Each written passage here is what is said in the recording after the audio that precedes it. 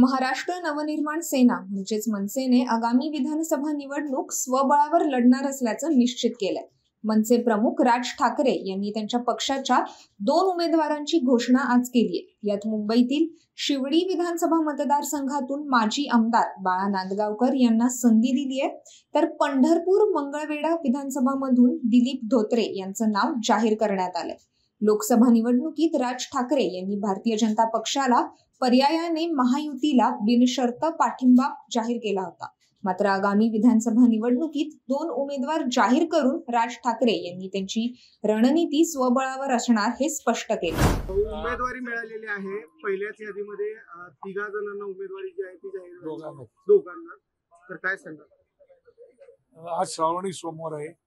श्रावण महिन्याची शुभारंभ आजच झालेला आहे आणि योग चांगला आहे, कारण पंढरपूर मध्ये आहे, साक्षात विठ्ठलाच्या भूमीमध्ये मी आहे, माताईच्या आणि विठ्ठलाच्या भूमी आहे। त्या ठिकाणी माझी आणि पंढरपूरचे आमचे दिलीप बापू धोत्रे दोघांची उमेदवारी जाहीर झालेली आहे। मी पक्षप्रमुखांचा मनापासून आभार मानतो, पक्षाचा मनापासून आभार मानतो की त्यांनी आमच्यावरती विश्वास दाखवला आणि आज आमची उमेदवारी या ठिकाणी जाहीर केलेली आहे। मला नक्की खात्री आहे शिवडी मतदारसंघातील लोक आणि पंढरपूर मतदारसंघातील लोक निश्चितपणे आम्ही त्यांचं प्रामाणिकपणे काम करत आलेलो आहोत, प्रामाणिकपणे काम करतो। त्यांच्यावरती आमचं प्रचंड प्रेम आहे। गेले कित्येक वर्ष त्यांनी आमच्यावरती मनापासून प्रेम केलेलं आहे आणि आमच्या परीने आम्ही आमदार असलो आणि नसलो तरी सुद्धा जी सेवा करता येण्यासारखी होती ती प्रामाणिकपणे सेवा करण्याचा प्रयत्न आम्ही मनापासून केलेला आहे। त्यात आम्हाला उमेदवारी मिळेल नाही मिळेल हा कधी विचारही केला नाही। तुम्हाला आठवत असेल की लोकसभेच्या वेळेला, आता झालेल्या लोकसभेच्या वेळेला माझं नाव दक्षिण मुंबईतून जोरात चाललं होतं आणि लोकांनी अपेक्षा धरली होती की बाळा नांदगावकर आता लोकसभेमध्ये जाणार, अशा प्रकारची आमच्या सगळ्याच मतदारसंघातील लोकांची भावना होती।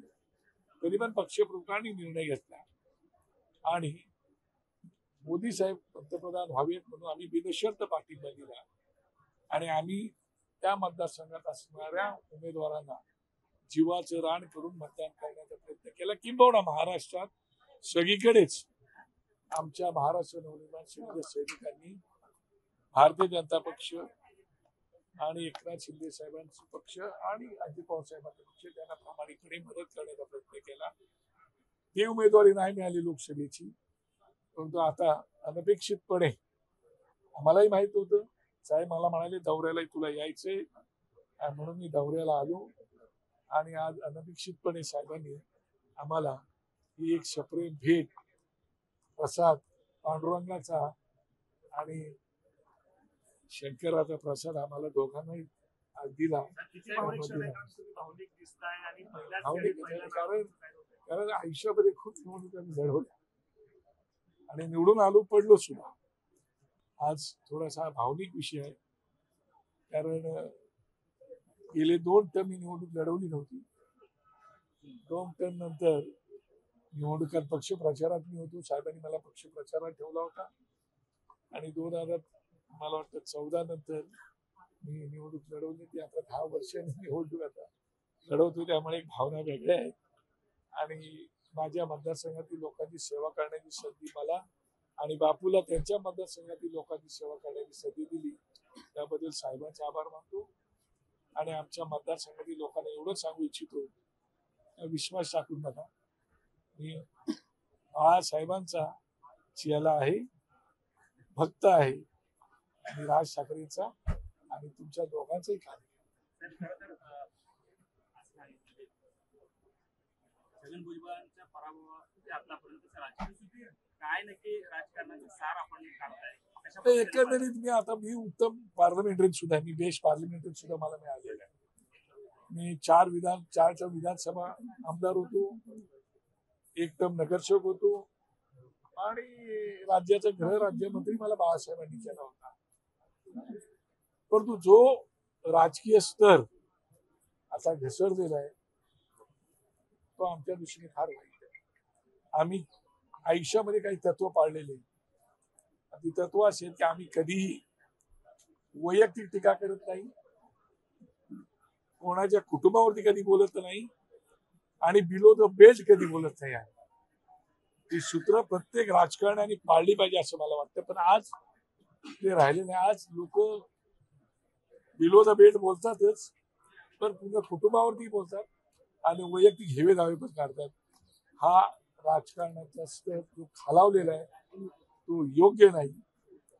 आमदारांना माझी विनंती आहे की आपल्याला सगळ्यांना उत्तम प्रकारचा स्तर जो खालावलेला आहे तो पुन्हा एकदा आणावा अशी माझी सगळ्यात राजकारणी माझ्या मातापैकी बांधवांना विनंती. संजय राऊत यांच्यासोबत तुम्ही काम केलेलं आहे, तुमचे जुने सहकारी राहिलेले आहेत. आज ते राजसाहेबांवरती सुपारीवाद म्हणताय, तडजोडीचं राजकारण करणार म्हणताय. कसं आहे, संजय राऊत साहेब जे आहेत मोठे साहेब आहेत ते. आता संजय राऊत साहेबांना बाळासाहेबांजवळ सामन्यात टोपी लावला राज ठाकरे दाखला होता हे ते विसरलेले दिसत आहेत. परंतु ठीक आहे, आता मोठे साहेब आहेत, आम्ही छोटी माणसं आहोत.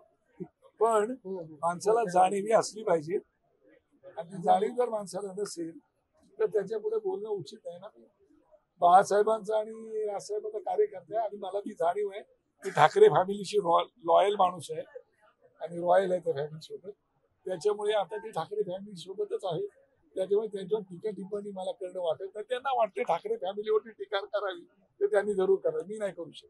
पण मग रक्त खवत नाही का तुमचं? कारण तुम्ही हाडाचे शिवसैनिक होतात पूर्वीपासून आणि आताही तुम्ही मनसैनिक आहात, पण शिवसैनिक काय राजकारणामध्ये काय बोलावं त्यापेक्षा काय बोलू नये ह्याला फार महत्व.